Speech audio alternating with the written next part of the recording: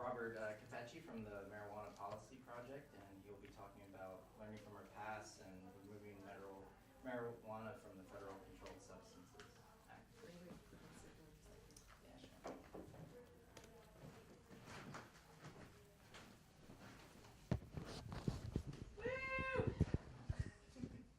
All right, thank you, Frankie, and hello, everyone. My name is Robert Capecchi from the Marijuana Policy Project. I'm our Director of Federal Policies. The Marijuana Policy Project, for a little background, is a 501c3c4 organization.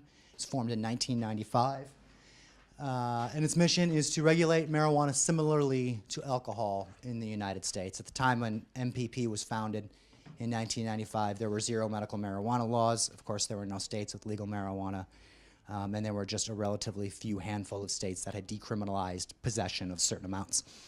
A little background on me, for anyone who's curious. I went to undergrad in Northeast Wisconsin and got my degree in psychology and theater performance. It was through my psychology work in a psychopharmacology course that I learned that there is no LD50 for marijuana. And what LD50 is, it's a pharmaceutical term that means the lethal dose 50. It's the dose at which point 50% of consumers will have a lethal overdose on a particular drug. So we have no known LD50 for marijuana, which means we don't know at what point a consumer will have a lethal overdose, because there has never been a lethal overdose of marijuana in the thousands of years of recorded use.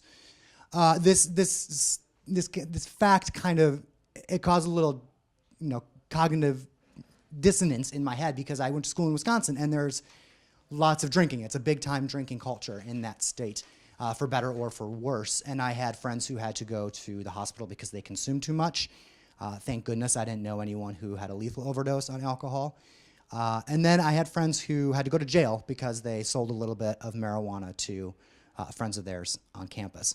The fact that some people went to the hospital for terrible health reasons and then came back and everything was fine, and the kind of dichotomy with my friends going to jail kind of got me thinking about this. In law school, studying the Gonzalez v. Raich medical marijuana case, that kind of cemented the deal in my head that our marijuana policy is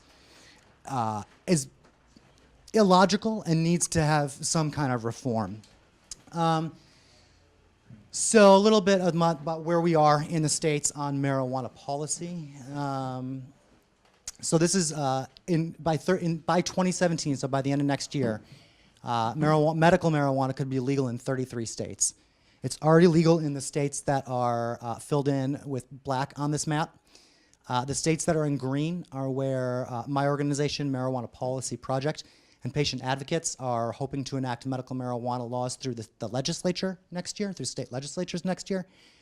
Florida, North Dakota, and Arkansas have ballot measures to create a new medical marijuana program this November. The reason why Arkansas there is striped, if you're curious, is because they actually have 2 ballot measures to make a medical marijuana program, which is unfortunate because it's confusing for the voter, and so they'll probably both fail. We think that marijuana could be legalized, and by legalization I mean taxed and regulated like alcohol, so it's available for adults 21 and older.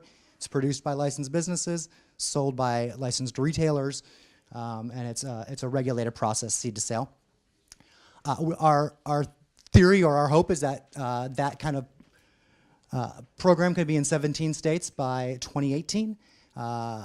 Currently, Alaska, Oregon, Washington, and Colorado have legal programs for adults 21 and older.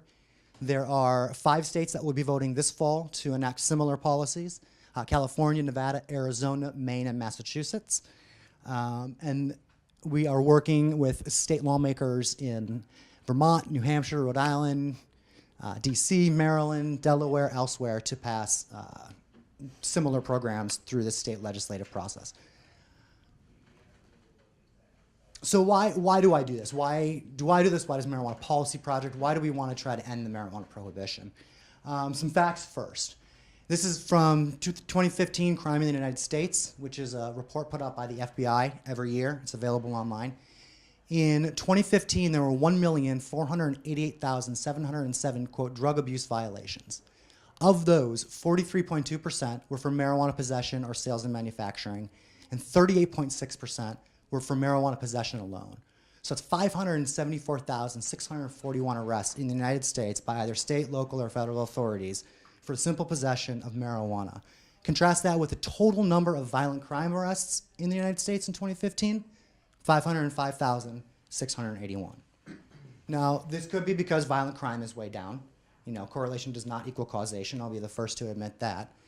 But when we look at clearance rates nationwide from that same report, you'll see that nationwide clearance rates for violent crime was actually at 46%.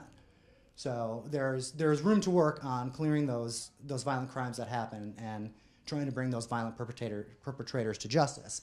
You'll see property crimes is even lower at just a little under 20%. Enforcement costs are more than just arrests, though. There are actual real dollars associated with those arrests. So a report was put out by the Cato Institute by an economist who works at Harvard named Jeffrey Myron and his colleague Catherine Waldock in 2010, so it's a little bit dated. I think it's the most recent projected report that's projected budgetary savings. It found that ending marijuana prohibition would save state and local governments, state, federal, and local governments, $8.7 billion annually. Now, this is just an estimate and not a prediction. And that taxing adult sales of that would realize an additional $8.7 billion in tax revenue. Now, these were working off assumptions on what the tax rates would be and what criminal and the savings that could be incurred on criminal justice costs. I'll be the first to admit that creating a regulated program for adults will actually create new costs that we don't incur now, such as regulating the production, the distribution, the retail sales of marijuana. But a lot of those costs, if not all of those costs, could be offset by the taxation that can be imposed on that drug. Another benefit that we can get from legalizing marijuana, like I mentioned earlier, is redirecting law enforcement resources so that those law enforcement resources can be focused on going after these violent actors who are not being arrested and those who are doing damage to other people's properties who are not being arrested. Also, they could go after, they could put a renewed focus on healthcare and mental health and substance abuse treatment as well. One of the big concerns that we hear very frequently, and one that is shared by, I would say, probably 9% of the people working in this area, whether they're for or against reform, is looking at this and making sure we know what this is doing to youth use rates. So I'm going to talk about that for a little bit. So according to a June 2016 report in the Journal of American Academy of Child and Adolescent Psychiatry, the number of teens using marijuana and the number with problematic use disorders have been declining as states have been reforming their marijuana laws, whether that's passing medical marijuana laws, whether that's decriminalizing the possession of it, or legalizing it. In addition, in The Lancet, which is a British journal, a 2015 report took 24 years of data of medical marijuana laws and found that it does not lead to teen use. It's one of the reasons why the American Academy of Pediatrics supports decriminalizing the possession of marijuana. And Dr. Nora Volkow, from NIDA, National Institute of Drug Abuse, has even expressed her own surprise that state legalization has not led to increased teen use, despite the fact that perception of harm is falling. Now, why is perception of harm falling? Possibly because we actually are now teaching individuals what the actual harms of marijuana use are. Drug education used to be just say no, these illegal drugs are bad. Now, what that does is it lumps drugs like marijuana in with drugs like methamphetamine and heroin, and the perception of harm is that they are all equal. This is dangerous to a user. This is dangerous to a young person. They see their friend try marijuana. They see their friend turn out just fine. They think, oh, marijuana, it's bad, but, heroin, oh, it's bad. Marijuana is bad. It didn't do anything to my friend. So, that's, it just kind of, it demeans the intelligence level of young people to be sending such simple messages. These are individual use rates in states, just to kind of, I guess, further on the use rate point. So before and after in states that have actually legalized for adult use. Washington State Healthy Use Survey, it's past 30-day use. They legalized, the state of Washington enacted their legalization law in 2012. So we have the before and after data here. You'll see mostly stable. Certainly, it looks like it's down in some of those, but it's up there in Colorado, but they're all within the margin of error. If anything, there have been no statistical increase or decrease in youth use in any of the states that have legalized it. Here's Oregon and Alaska. They both legalized it in 2014. So obviously I can't claim right now, this is early on in this policy experiment, I can't claim that youth use rates are unaffected, but initial results show that they are. At the very least, it has not skyrocketed, which was one of the major concerns, that youth use was going to skyrocket post legalization. So why are the youth rates remaining the same? It's my argument that regulation works. When you take something like a widely used substance like marijuana, where 10% of the adult population in the United States claims to have used marijuana, and regulate it, you can actually account for a lot of these harms through proper regulations without arresting and jailing anybody. So what's happening in these states that have legalized it is they're doing a lot of the same stuff that to keep it away from young people that we use for other public health, other areas of public health concern, like alcohol and tobacco. Every single one of these states has advertising restrictions in their law or their regulation that prohibits advertising to a certain extent to minors. Some of them are critiqued, but they're being worked out as best they can. There are more tax dollars, especially in the state of Washington, going to public education and prevention campaigns for marijuana use, which helps get the word out and actually educate the public. And you can use vigorous enforcement of age restrictions. If you have a legal model that allows adults who are 21 and older to actually access marijuana, they go to a store and they're asked for their ID. They present the ID showing they're 21, they're able to purchase that.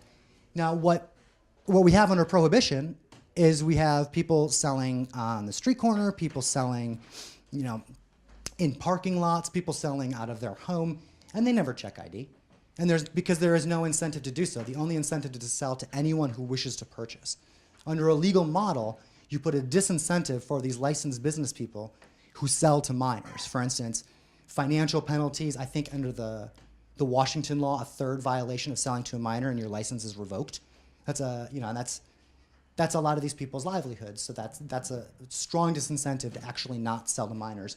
And in fact, many of the sting operations that have been done on these marijuana businesses, they have very high success rate of young people being asked for their ID. Is it 100%? No. Is that an ideal? Yes, it is. Are we going to get there? I don't know. It's very similar to the weed card restrictions. Look what we did with youth tobacco use since the mid-90s. When I was in high school, it was very, very rare for me to get carded when I tried to buy cigarettes. Now, if I go to a bar, I'm 36 years old right now. If I go to a bar still, I'm still carded every single time I go to bars.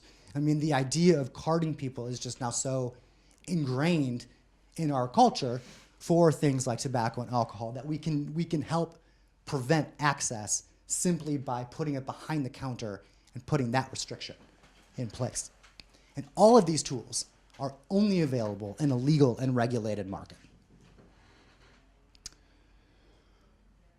And just to kind of expand on the point of where marijuana is being sold, the National Survey of American Attitudes Towards Substance Abuse, the 17th edition there, if I did my Roman numerals correct, published by Columbia University, shows that nearly all U.S. high school students, 91%, know someone who sells marijuana in their school. That's a problem. Marijuana shouldn't be sold in schools. Marijuana should be sold behind counters by licensed people who check IDs. Regulation can also account for many of the harms of use as well. I'm not going to stand up here and say marijuana is harmless. We never do that, and we never would do that. There are harms of use associated with marijuana. Now, they've been overblown in the past, but just like any combustible, you shouldn't be smoking a lot of marijuana. A lot of the harms of adulterants are there because it's not tested. And a lot of the harms that are being done on mental health issues actually find that, yes, it's bad for young people to use it, and it's bad for developing brains, but at the age of maturation, post that, use doesn't really have any continued mental effects on users. But, for young people, there are concerns about brain development, which is why the laws should be written for adults 21 and older. So there are a lot of harms due to use are also imposed due to prohibition.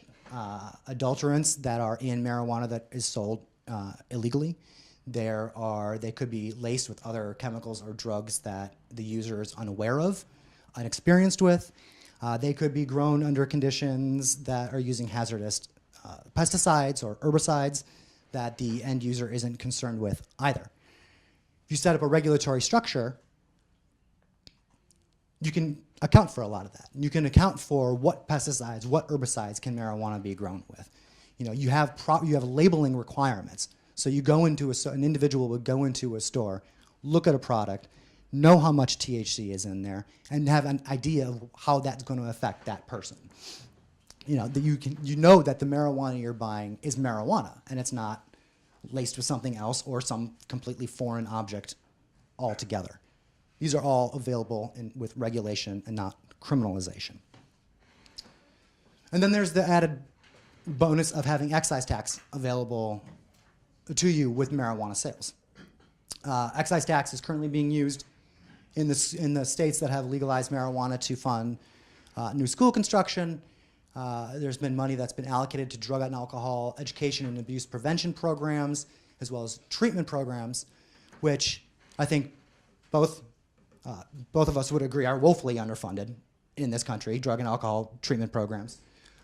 In fact, according to the National Survey on Drug Use and Health, between 2011 and 2014, 39% of people who said they needed treatment for alcohol or drug abuse did not seek it because of financial reasons. They either couldn't afford to, or their insurance doesn't cover it.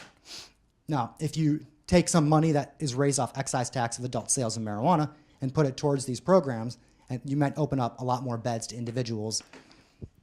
In addition, you would take a lot of individuals who are being forced into treatment by the criminal justice system, who are taking up beds that could be used by people with real addiction problems. You take them out of that addiction, the addiction treatment where they may not need to be, and you make those beds available to people with serious problems, who need that help and want that help.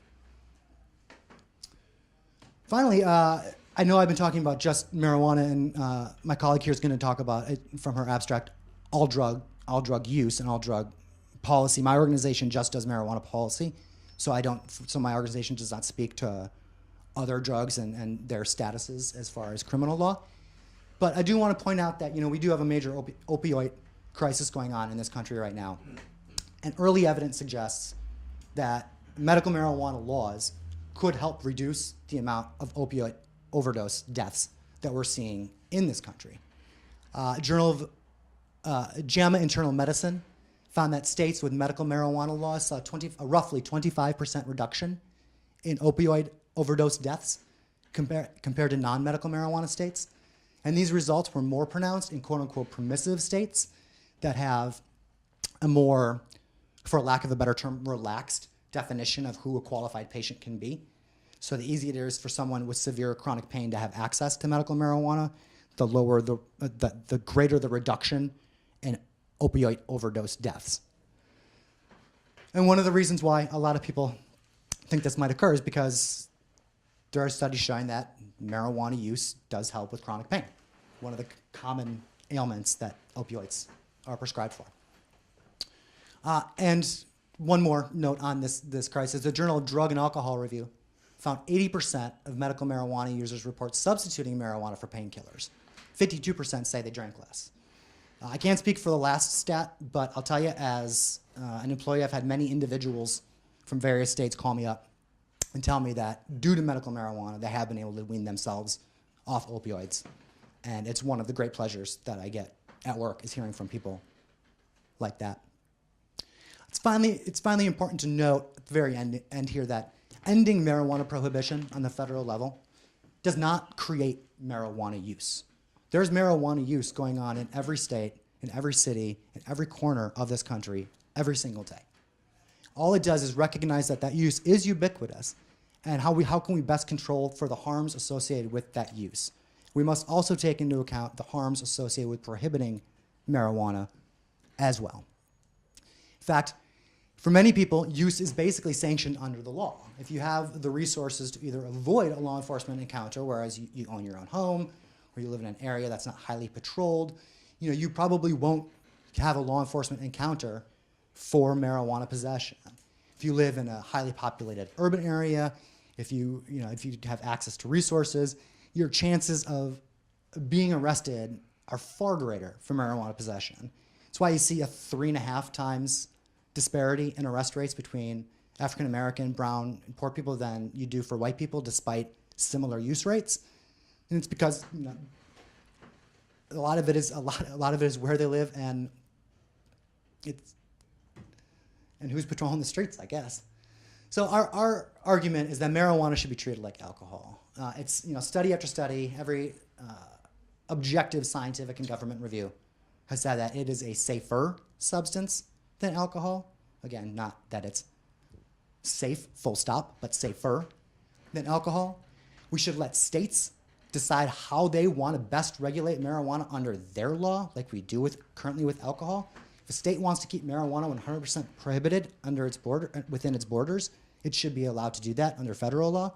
But if a state like Colorado determines that it's best for its citizens to regulate it like alcohol, then the federal government should step back and allow that to happen. And in fact, help out with things like determining which pesticides and herbicides should be best used and what best practices are. These are all vital, this is all help that we need cooperation with the federal government with. Kids should be prohibited from accessing it, and non-criminal penalties and education campaigns for youth use should be engaged. So young people who do come in contact with it, because again, I'm not Pollyannish, I don't think that legalizing marijuana will end all youth use, but young people who are found in possession of marijuana shouldn't have cuffs put on their wrist. They should have an assessment, an abuse assessment, and if it's determined that they meet criteria for abuse, they should be offered help if they need it, and they should be probably go through some kind of drug education as well. Just an education thing, not like a treatment program. We can use the criminal code to continue to try to prevent individuals from using and abusing marijuana, but it hasn't worked for us in the last 40 years.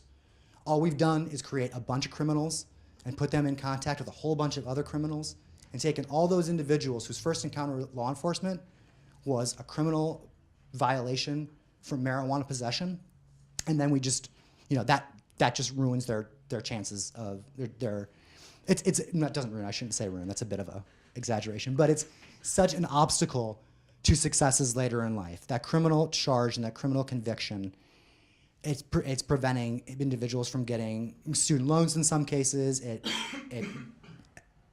creates barriers to housing, creates barriers to jobs, and that's that holds for not just the criminal conviction but an arrest as well.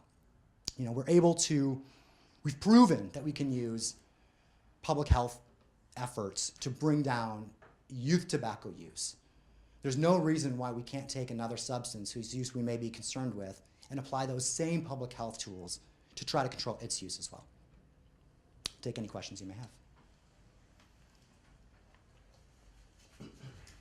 Yes, sir.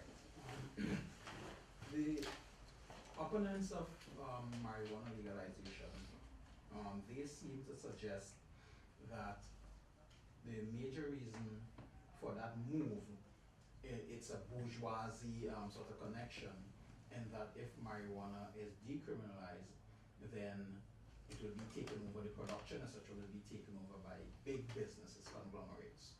So I just want to hear your take on that one. Mm-hmm. And the opponents also argue that the savings that you spoke about, that they are not real savings, and I know you mentioned and you said it's an estimated savings, but they said, some of the opponents, they are saying that that saving doesn't factor in some of the possible health costs associated with it. I just want to hear your views on those. Yeah, absolutely. To the first view, it's the big marijuana argument. We can't create another big tobacco, we can't create another big alcohol argument. I think we can learn from history.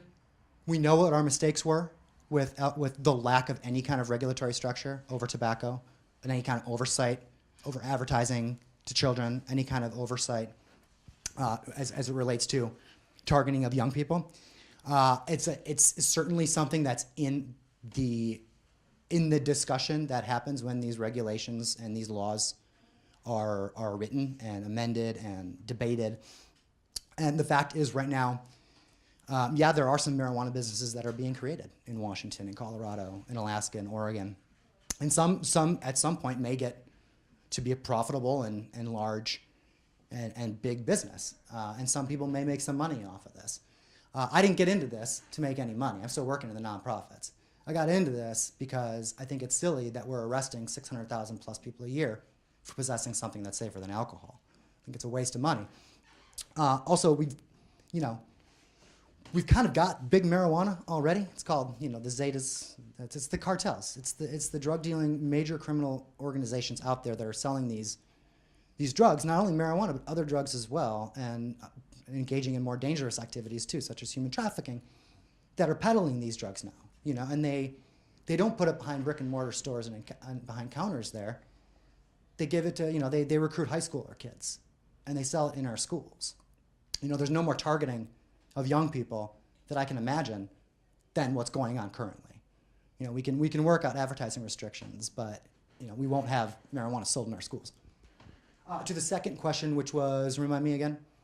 The savings, the prospective savings. Right, cost savings. So I can't remember. It was a British Columbia journal did a look at actual cost of use of various drugs, and they took into effect healthcare costs to the individual user and then community costs of that use as well. I believe when they factored out all of the costs associated with marijuana prohibition, which would be the violence associated with prohibition, those various costs as well. Marijuana was one of the least costly substances for the society and the user, for community and user as well. There are costs associated with it, yes, but I think those costs will be made up in the taxation. Sorry, to sort of piggyback on this question, is your organization, are they taking any active role in commuting sentences for past marijuana? Expungement? Yes. We certainly, yeah. Okay, and the other thing is, are they taking an active role in ensuring that minorities could get their fair share of licenses for these drug medical marijuana That is, organizations? you hit on a very, very key issue going on right now. The same thing is that they were locked up for marijuana. They have this case, this record prevents them from getting any business. So that's a question. No, and it's that prevents a lot of people from jumping on board for the legalization of marijuana simply because we could see the road it's going to take in terms of minorities getting left out, although they were majority locked up. So a lot of minorities kind of wanted to stay as it is simply for those reasons. So Sure. I just want to know if your organization is actively involved in that. Yeah, one of the most damaging provisions that are being placed into medical marijuana laws currently, and probably will in some legalization laws that go through state legislatures as well, are prohibitions on certain classes of convicted individuals from even working in a legal marijuana business. My organization does not support those. We think they're foolish. We think that a conviction for something that is now currently legal under state law should not prevent someone from working in that field. I will tell you that it's sometimes difficult to make that argument to certain state lawmakers. They feel it's a public safety concern a lot of the times to get, especially people convicted of felonies, out of the business. But it's certainly, it's a conversation that has really kind of reared up in the last year or two and really become forefront in the marijuana policy movement, and it's something that we're all working on and trying to hammer out collectively. Sir, did I see you? Oh, yes. The status of the law here in the District of Columbia, I live in Washington, D.C., and incidentally, I'm not a member of this organization, but of the club that is the host. I'm the vice president for programs. And I'm thinking about trying to put together an event, not today, but on a future occasion, looking at the status of, and my name is David Hoffman, looking at the status of implementation of the law here in the District of Columbia. That law, of course, as I understand it, you can correct me in a moment where I may have it wrong. It's a little murky, I think. That is, evidently it's illegal.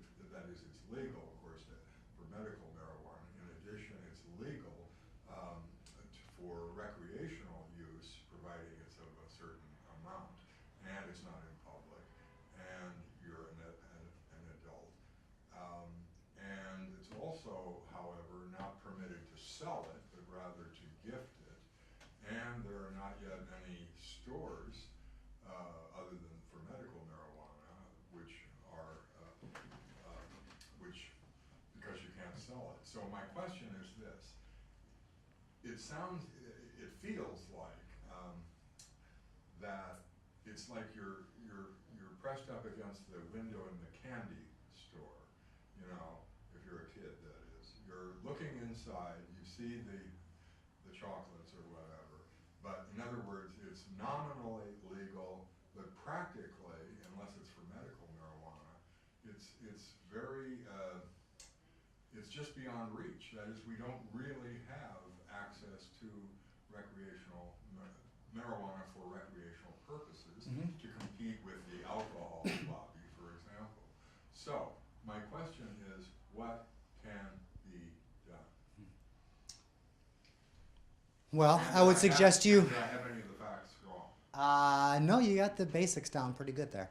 I would suggest that you write your member of Congress, but I happen to know your member of Congress is already on board with trying to allow the district to move forward with creating a regulated program for adults 21 and older. Because you're right, adults, it is legal for adults 21 and older in DC to use, to share, to possess, and to cultivate limited amounts.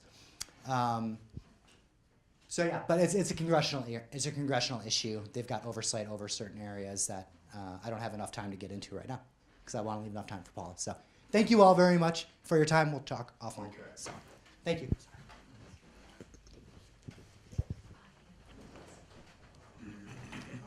Okay, now we'll have Paula Gordon from the Lifeboat Foundation. She'll be speaking about a case for protecting the brain from the Federal Controlled Substances Act in place.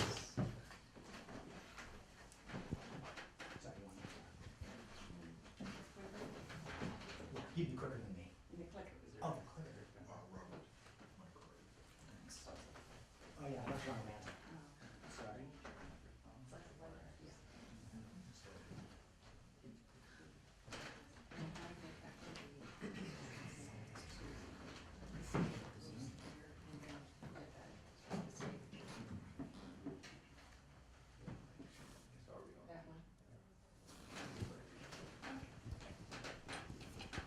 All right.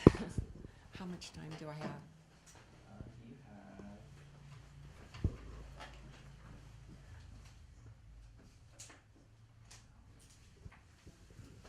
have about 30 minutes. Yeah. Great. Okay. All right. My name is Paula Gordon, and I've been in the drug field since the 60s. And I hope I don't look that old, but I am. And I have seen all aspects of it. I knew Leary and Albert. I was at Berkeley when the first hippie stood on the corner in North Side with long hair.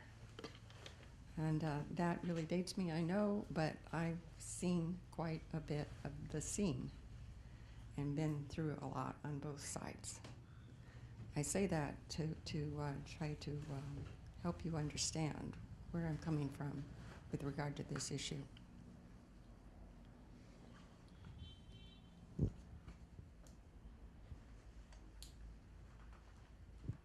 In April of this year, Dr. Bertha Madras spoke at Brookings. She was involved with the debating the Controlled Substances Act and whether or not to move marijuana from a Schedule 1 to Schedule 2, which I thought you were going to talk about, but which you didn't mention.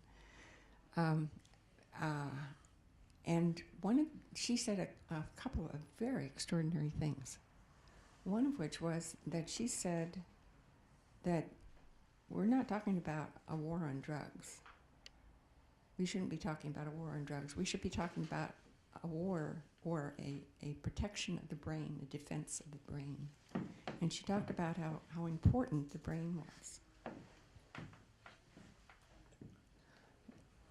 In her basic remarks about marijuana, and she's one of, along with Nora Volkow, and I don't agree with the statement, the assessment of Nora Volkow's statement that you referred to, but the Nora Volkow, and who is the head of the National Institute of Drug Abuse, and Bertha Madras probably have more expertise and the kind of cross-disciplinary expertise that one needs to bring to bear on this subject than anyone else that I know of. And I asked Bertha Madras when I met with her when she was here in April, how many people she thought had that same kind of expertise.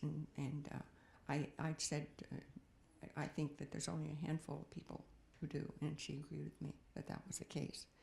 Now, one of the things that she has, that few other people have, except for Nora Volkow, is experience with brain scans.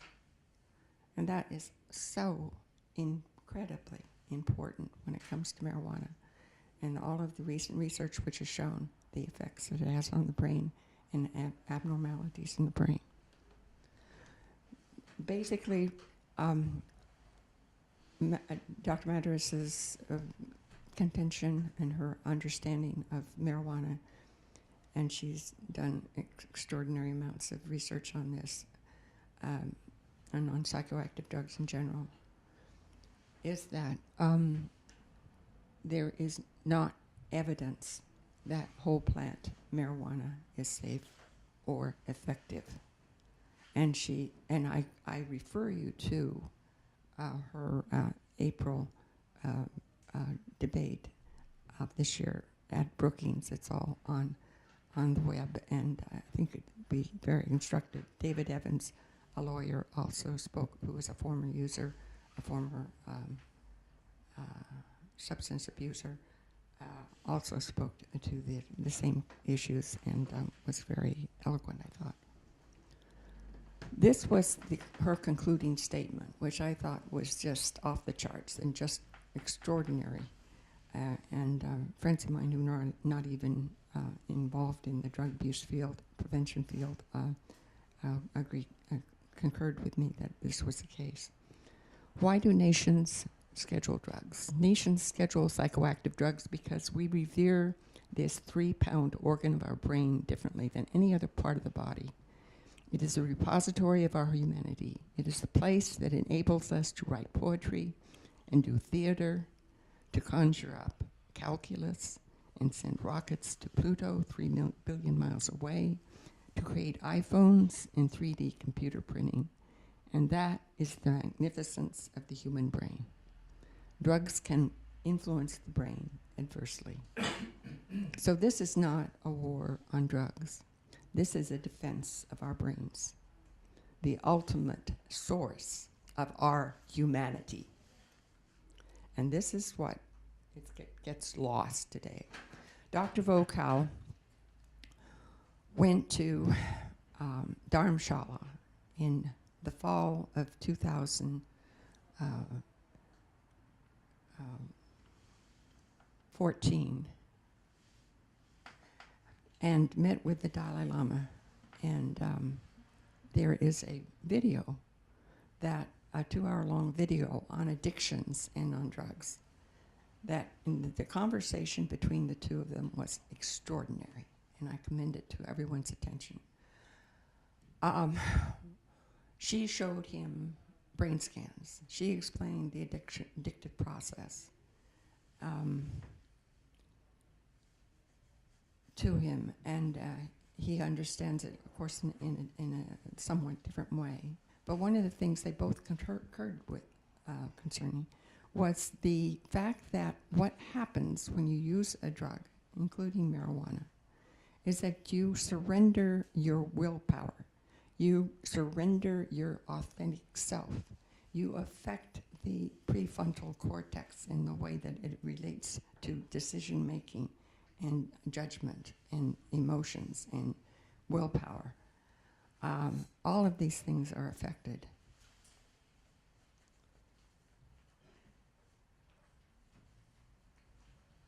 They also had a Buddhist monk there.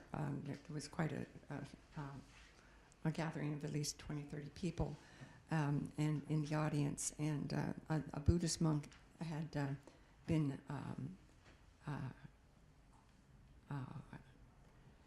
a subject of a brain scan and they asked him to be in to think about being in a state of compassion, being compassionate. And you could see the immediate differences between someone in various stages of healthy stages of brain activation or functioning, how that differed from people who were in various stages of addiction.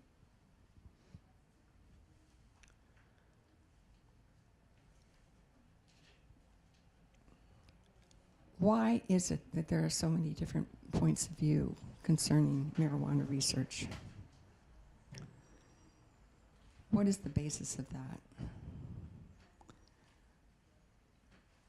Many people are not familiar with it to begin with. And as I mentioned before, there are few people who have the cross-disciplinary expertise that is necessary to understand the complex kinds of reactions and responses and effects that psychoactive drugs have. Particularly marijuana. Marijuana is a very strange psychoactive drug, stranger than most because it engages people, or people can immediately become involved in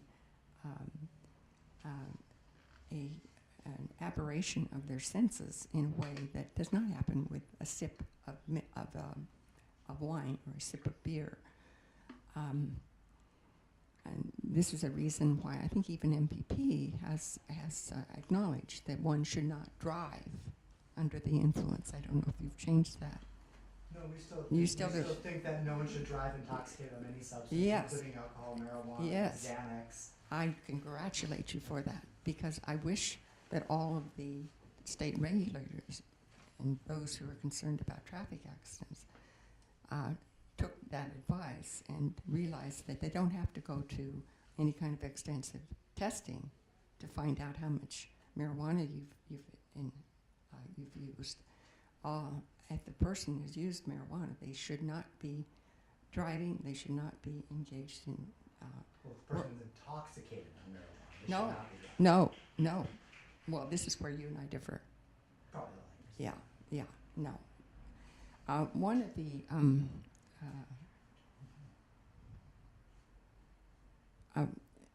I've been following this literature since the 60s, and I have written, I have a 33-page list of references and resources, which is on my website, GordonDrugAbusePrevention.com, which I commend to your attention. One of the reasons that those who do study the research do not always come to the same conclusions that I've come to, for instance, or that Bertha Madras has come to, is that they may have different values concerning the importance of the healthy functioning of the brain and of the effects of drugs, including marijuana, on psychological, mental, and physical health. There are also people who have simply abandoned the use of common sense and reason when it comes to marijuana and psychoactive substances. Indeed, some people who are advocating the use of marijuana and advocating the legalization of it, many people who are advocating the legalization of it, I would say,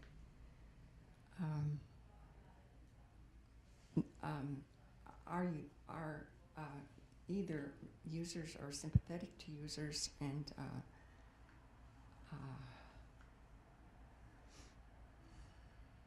some are psychologically addicted, some are physically addicted as well. And some have become impervious, it would seem, to the effects of it through a tolerance that they've built up. And older individuals, I think, tend to fall into that category. Many people succumb to groupthink and social pressure and just go along with what so-called experts or people who supposedly have expertise on the subject matter say about the subjects, well, without really looking into the literature themselves or really comprehending the literature.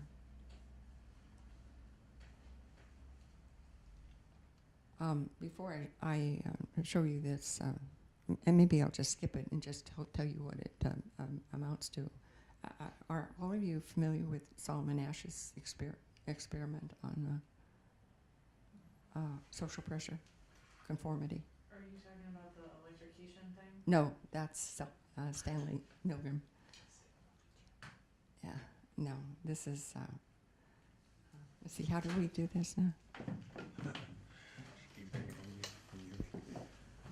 It's just a minute and a half or so. First one.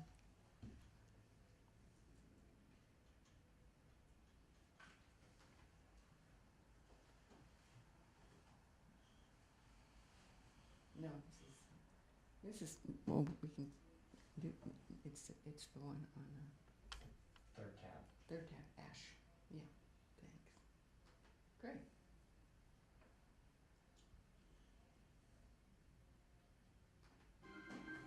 The Ash experiment is one of psychology's oldest and most popular pieces of research. The volunteer is told that he's taking part in a visual perception test.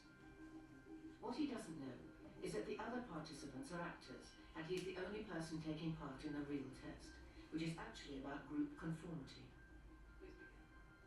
The experiment you will be taking part in today involves the perception of line length. Your task will be simply to look at the line here on the left and indicate which of the 3 lines on the right is equal to it in length. So, for example, the actors have been told to match the wrong lines.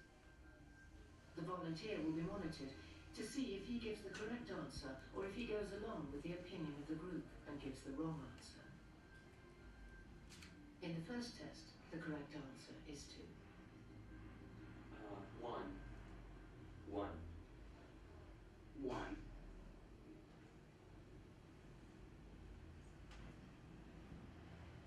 2.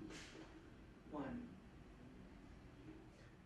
Once again, the correct answer is 2. 3. 3.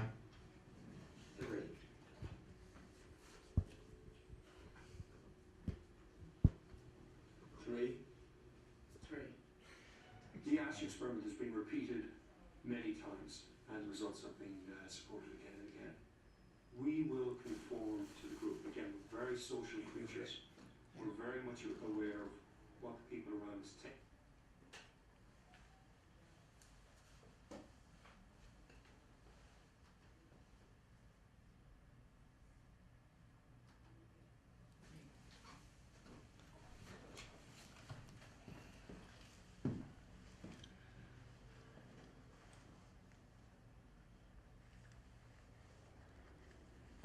Secondly, I'd like to present a video, a PSA. Oh, you want to write out a video? Yeah, a PSA which I think if any of you have teenagers or are around teenagers or children who've gotten involved in drugs might find of great interest and might recognize.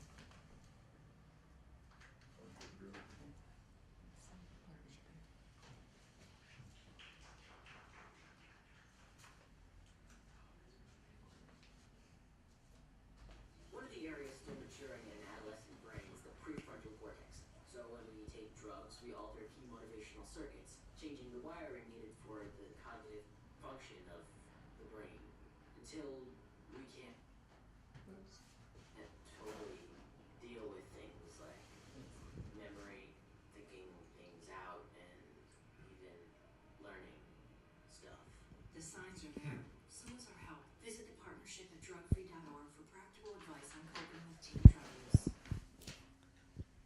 having seen the evolution of the drug culture over the years, I have had friends who have gone off the deep end and who have become so-called shadows of their former selves.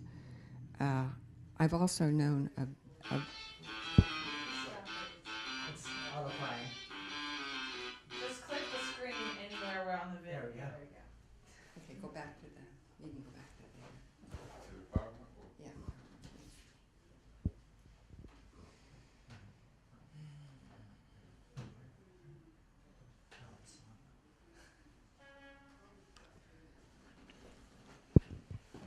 What we're dealing with here, I think, with youth, and it's not just youth, but it's all individuals with developing brains. And if you watch the Charlie Rose series on the brain, which I think is quite outstanding, quite interesting, and provocative, you'll find some of these insights there. That is that the brain, according to experts, is developing through late 20s. Some people say it's developing through the 50s and even beyond. And certainly babies and fetuses in utero, if they're exposed to marijuana, their brains and their nervous system are affected. I congratulate MPP for acknowledging, at least I think you're still acknowledging this, and warning individuals who are pregnant, women who are pregnant, not to use marijuana. I congratulate you for that. And dispensaries in Colorado, I know, have done that. Whether or not they understand that they can be held liable and that for injuries to babies that are born with birth defects after selling them marijuana, and I'm not sure, but these are things to be considered.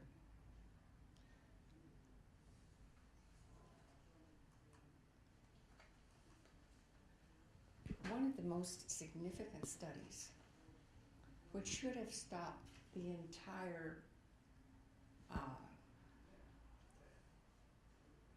marijuana movement, was done in '67 by Harris Isbell and his associates on normal human subjects.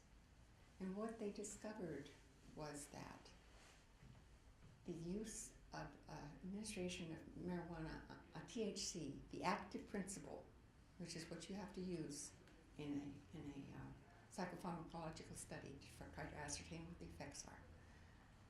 The effects of THC on normal human subjects resulted in idiosyncratic psychotomimetic effects. Now, what does that mean? That means that occasionally, without any way of predicting, you have people who are normal human subjects going into the experiment experiencing psychosis-like effects. And this should have stopped anyone's interest in doing this, yes. Are those effects long-term or short-term?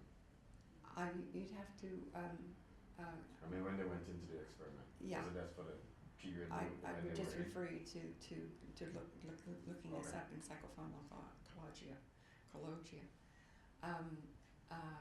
The important thing to me is that this proved beyond a shadow of a doubt that marijuana has idiosyncratic effects. Few people appreciate that. People who have been former users, people who are have mental health problems already, should of course never use marijuana or other psychoactive drugs.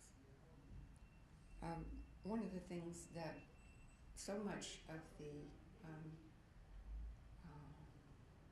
hype about marijuana overlooks today, and the way in which people are understanding the research overlooks, is that the THC content of today's marijuana, especially in places like Colorado, where they're purposely developing hybrids and high dose levels of THC in the products that they're selling. That this makes marijuana of today is different from marijuana of yesteryear, as Lipton tea and hashish. I mean, there's no comparability. And many people are citing scientific research that was done with weaker marijuana. And you just can't extrapolate on the basis of that. And I think this is one of the reasons that Bertha Madras says that has views that she does about whole plant marijuana is that it varies all over the map. There's no way to regulate it because it varies all over the map. Even if you were to, and which they're doing in Colorado, of telling everybody how much THC you have in your marijuana, and people buy the higher. Many people buy the higher grades. If it's edible marijuana, all you have to do is eat an entire candy bar, as Maureen Dowd did, and hallucinated for over 8 hours. Has anybody ever done that in this room? Hallucinate on anything? What? What? I'm sorry? I said as the attorney, I advise you not to answer the question. I see. Okay. I understand. Okay.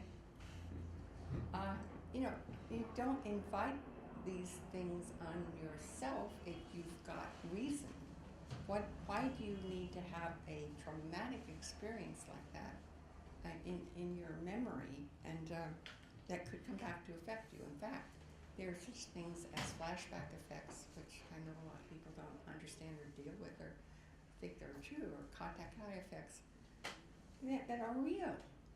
And people who have there are many people who have sensitized themselves to these effects as a result of using marijuana and other psychoactive drugs, who can pick up on the highs of other people. There's also something known as the secondhand smoke effect, which has now been shown by Matthew Springer at UCSF in Medical Center in San Francisco. He has shown that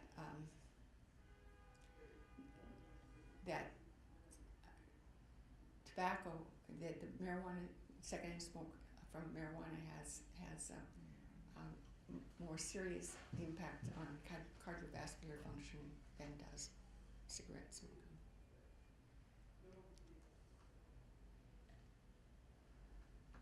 When I testified before the DC Council on this, I was astounded that two of the DC, maybe vote for him if you knew, I won't tell you his name, neither of the two outspoken advocates for marijuana, only two of them were present at the committee hearing, were aware, and this was in 2014, but they weren't aware of this extraordinary landmark research report that was put out in the Journal of Neuroscience in April of 2014, showing brain anomalies in casual users.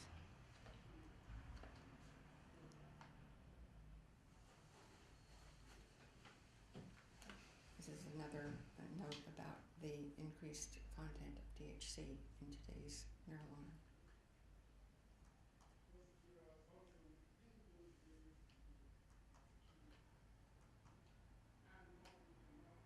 This is a more recent study on DNA.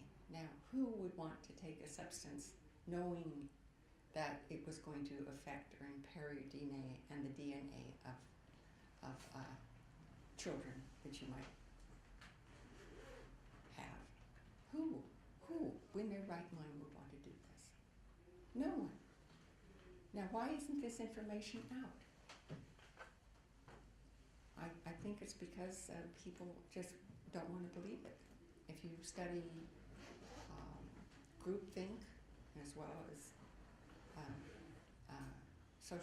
there's social pressure research of Solomon Asch, groupthink of Irving Janis, and Jerry Harvey's Abilene paradox, you will find that there's such a thing as denial. And people just willfully deny that anything that doesn't fit into their mindset might be totally counter to what they've been thinking all along and what all their friends perhaps are thinking of the people that they look to.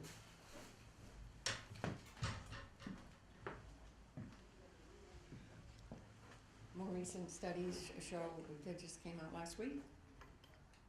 Early marijuana use associated with abnormal brain function and lower IQ. And several years ago, National Academy of Sciences came out with studies showing lowered IQ of up to 10 points in children who use marijuana.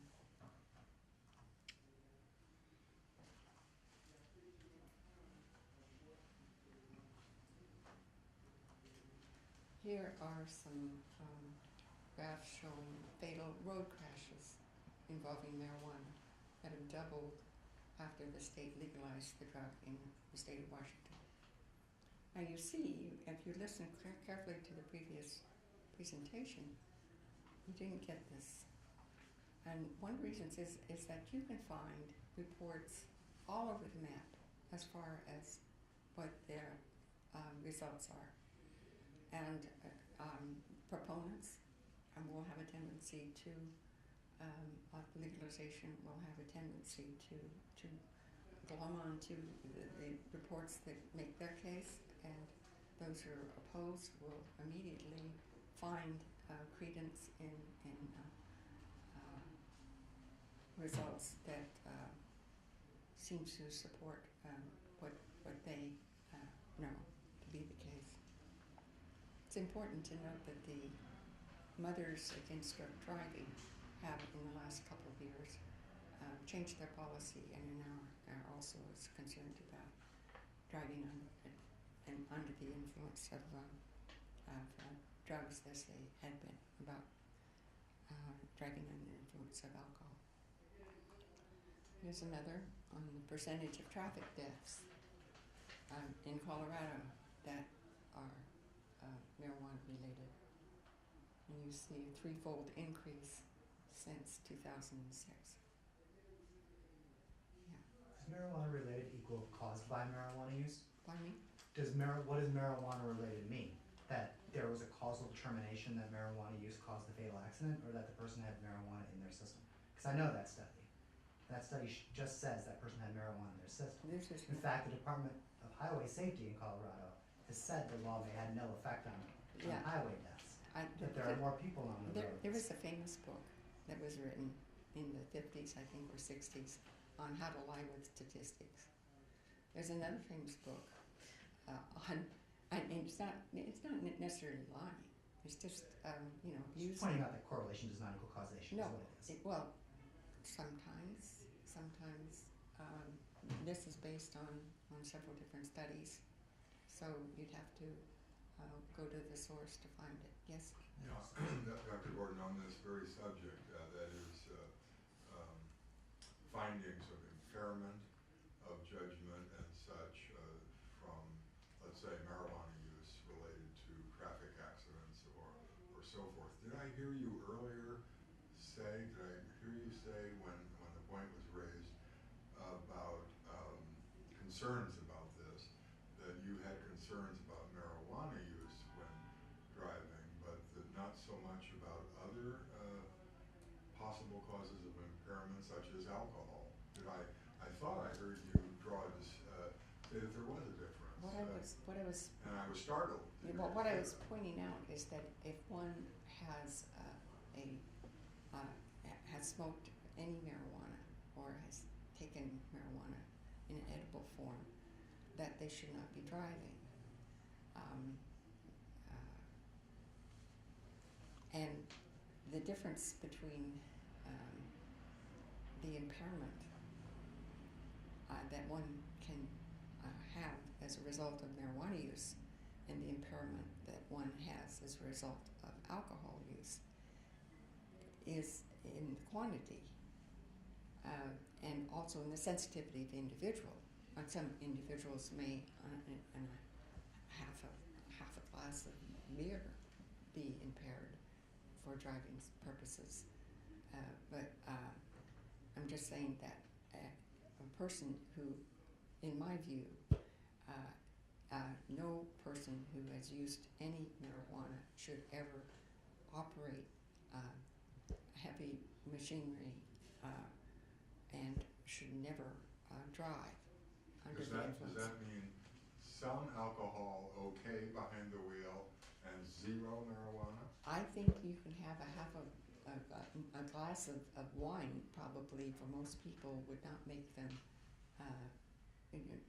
have a decided effect on their ability to, on their sense of timing, on their judgment, a distortion of their sensory perceptions, color, timing, concentration, all the rest of it. I think there's a qualitative difference, and I know from my own experience there's a qualitative difference. Well, the distillers of America will be glad to hear that. Well, I'm not an advocate for the use of alcohol or for the abuse of alcohol. In fact, I've had family members who were tragically addicted or chronically involved in the use, and it is a horrible thing. And so is someone who was, as the teenager that we saw in the PSA, when people get to that stage, and 1 in 6 young people become addicted. There's our longitudinal studies that come out in the last 2 years which show this. And this indeed is the reference to that longitudinal study. And 1 in 10 adults. And it's a terrible addiction to try. Talk to anybody who treats individuals who use marijuana of any age. Talk to them. Talk to people. Seek out therapists who are trying to help people who are addicted. Some will have told me that it's a more difficult addiction to shake than heroin. Can you imagine that? I mean, it sounds implausible, but talk to the mothers of children or young adult children who have committed suicide, who've gotten involved in marijuana use. And you don't probably know about these stories because you're not looking for them.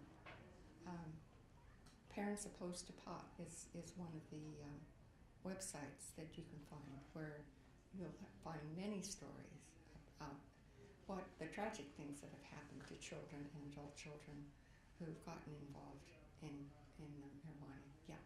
Well, some would argue that mental health would lead to self-medication through the use of marijuana. So we don't know exactly which one comes first, the chicken or the egg, whether they're mentally ill and they seek self-medication with marijuana, or the marijuana causes mental illness. The other question I had was with regards to the IQ test.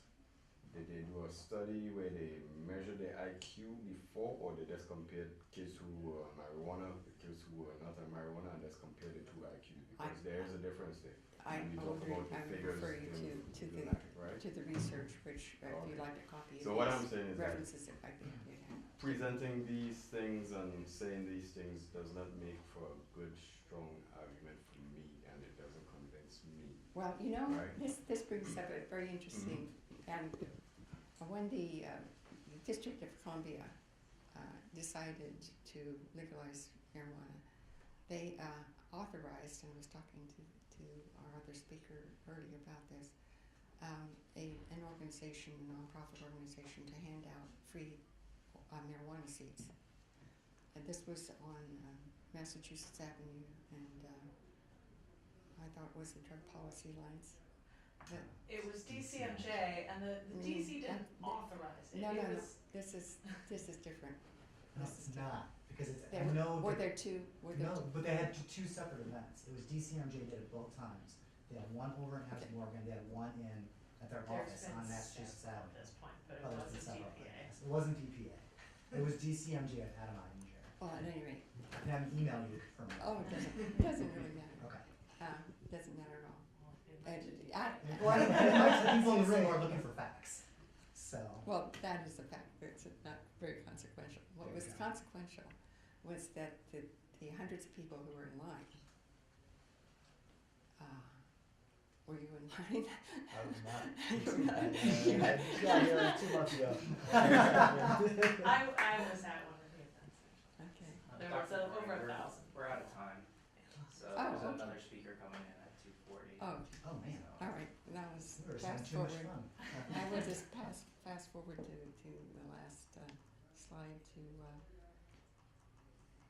I'm sorry, I didn't have a chance to go through all the different.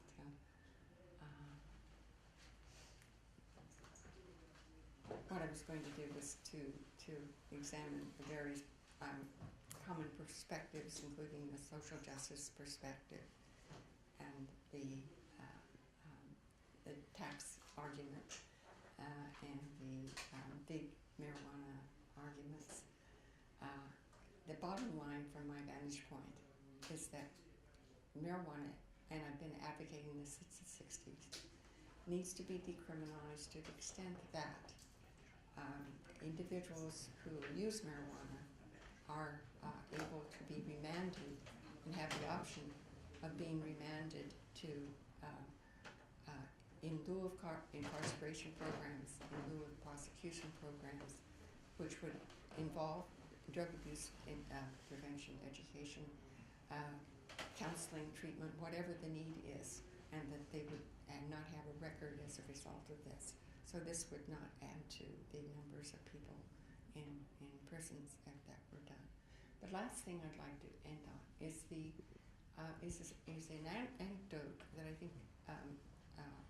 Are any of you familiar with Stephen Wright? He is has a very understated sense of humor, to say the least.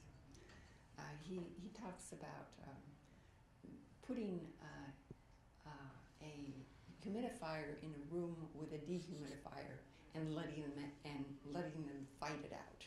Okay. Okay. This to me is what happens when you go to tax revenues to try to pay for improvements in the economy, to try to compensate for the harms that people suffer as a result of getting involved and having to be treated and losing their productivity and becoming liabilities as far as public health and public safety is concerned, and their own public health, their own health and their own ability to function as normal, healthy human beings. I think that one of the major points that has been brought out by the Norvocal Dalai Lama video, which I commend to your attention. I think you will never have the same view of addiction again if you watch that 2-hour video, which is online. Just Google Dalai Lama plus Vocal plus addiction. Is that there is hope in that you can become many people who are addicted can turn their lives around if they stop using the drugs and if they become authentic individuals again, and if they retrieve their willpower and their ability to act on their own and to make their own decisions and become connected again with their hopefully their true and healthy self. And I thank you very much for your attention.